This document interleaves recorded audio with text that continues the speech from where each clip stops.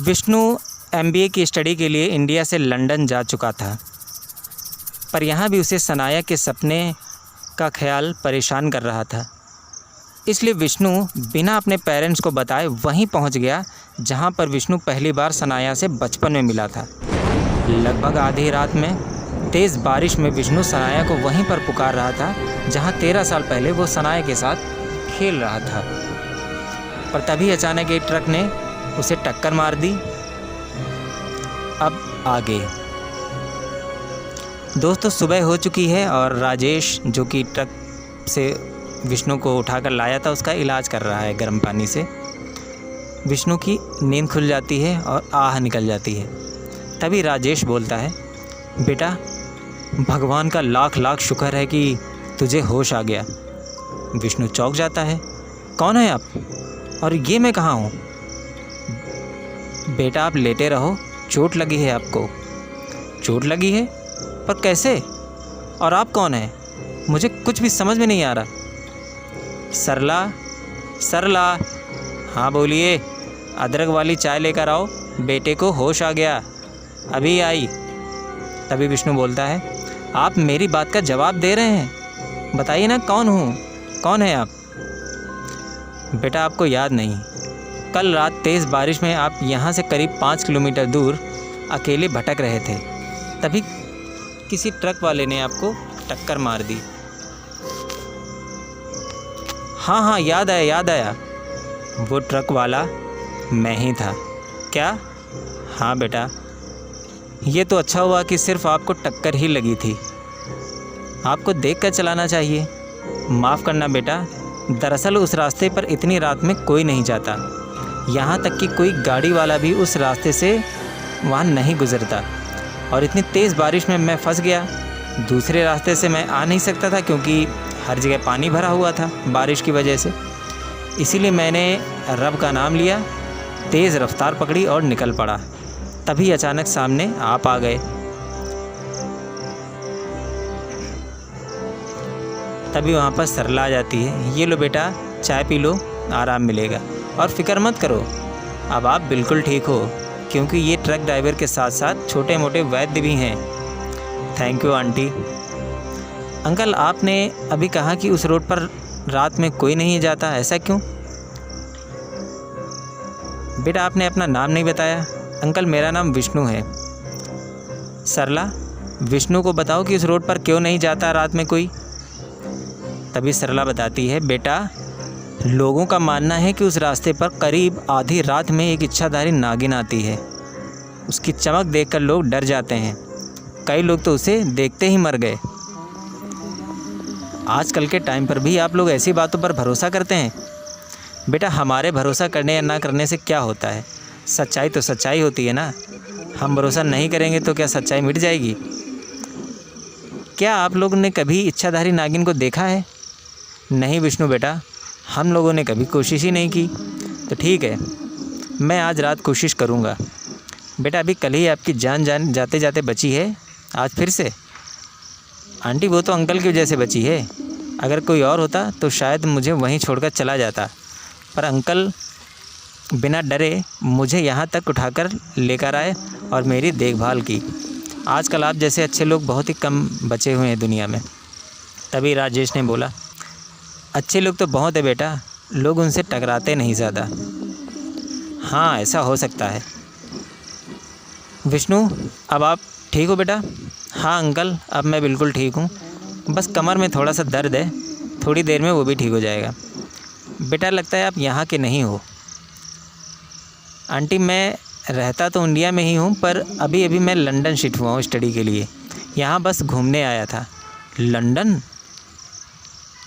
बहुत अच्छे बेटा, वैसे यहाँ काहे रुके हुए हो आप? यहाँ मैं एक होटल में रुका हुआ हूँ अंकल, मेरा सामान भी वहीं है। विष्णु बेटा आपको अब होटल में रुकने की ज़रूरत नहीं है, आप यहीं रुक सकते हो। नहीं अंकल, आप लोग क्यों परेशान होंगे मेरी वजह से? वैसे भी आपने मेरी जान बचाई है, इससे बढ़कर और क्या हो सकता है? बेटा हम दोनों बुढ़ा बुढ़ी अकेले रहते हैं, आपसे मिलकर हमें हमारे बेटे की याद आ गई, वो भी आपके जैसा ही है, बस इसीलिए सोचा कुछ दिन आप रुक जाते। तो अभी कहाँ है आपका बेटा अंकल? बेटा वो भी आपकी तरह विलायत पढ़ने गया था, अब वो अपनी जॉब वहीं पर कर रहा है और उसने वहीं पर शादी कर ली। तभी विष्णु ने कहा, अंकल आप टेंशन मत लो, मैं आपके बेटे से ज़रूर आपको मिलवाऊंगा।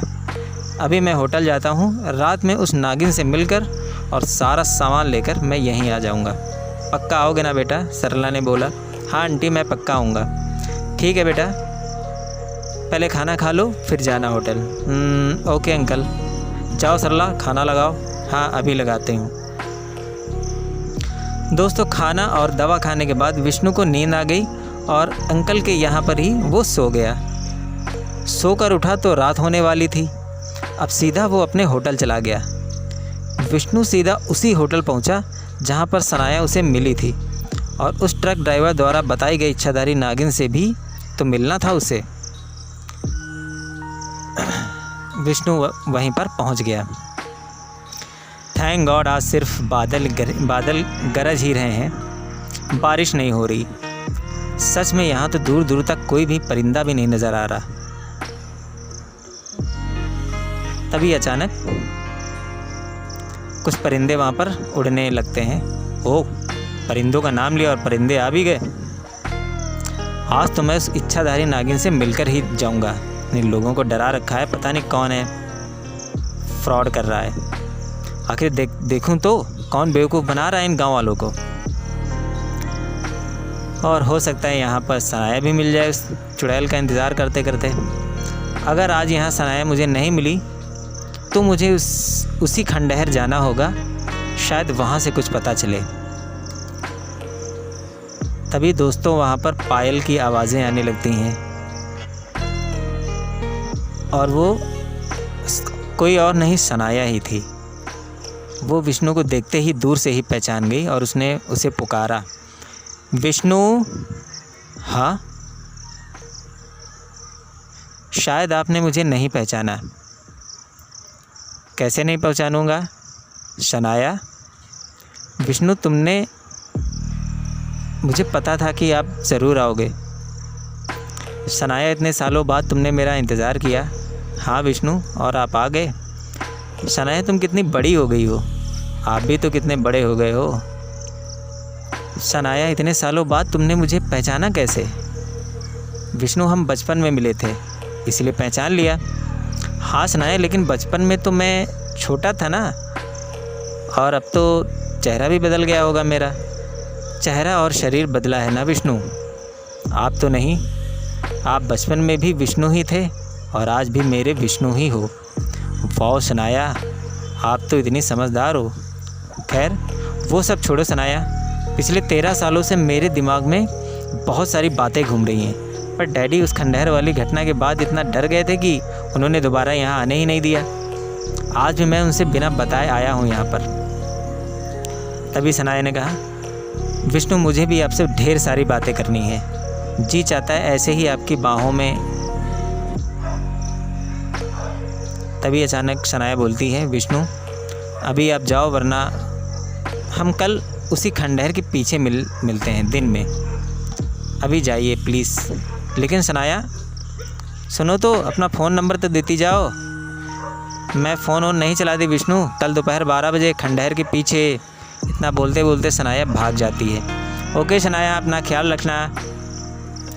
थोड़ी सी अजीब है, शायद अपने पेरेंट्स से डर कर भाग गई मेरी सनाया। कैसी भी हो पर दिल को छू गई। खैर बहुत रात हो गई, वो इच्छाधारी नागिन तो मिली नहीं। फालतू की अफवाहें फैलाते रहते हैं लोग गांव वाले। चल विष्णु, अंकल आंटी तेरा इंतज़ार कर रहे होंगे। और इस तरह सनाया और विष्णु फाइनली मिल गए।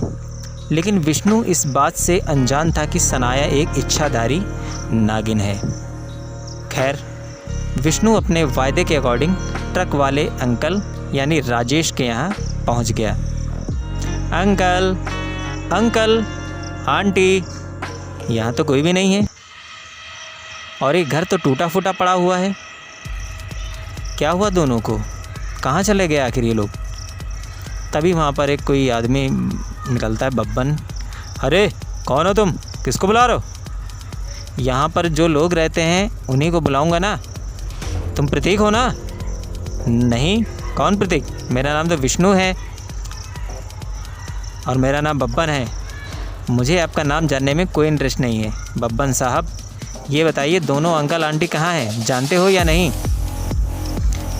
बेटा, लगता है आपको प्रतीक ने भेजा है, पर आपने आने में बहुत देर कर दी। दोनों बुड्ढा बुड्ढी अपने बेटे के इंतज़ार में आज से 2 साल पहले तड़प तड़प कर मर गए।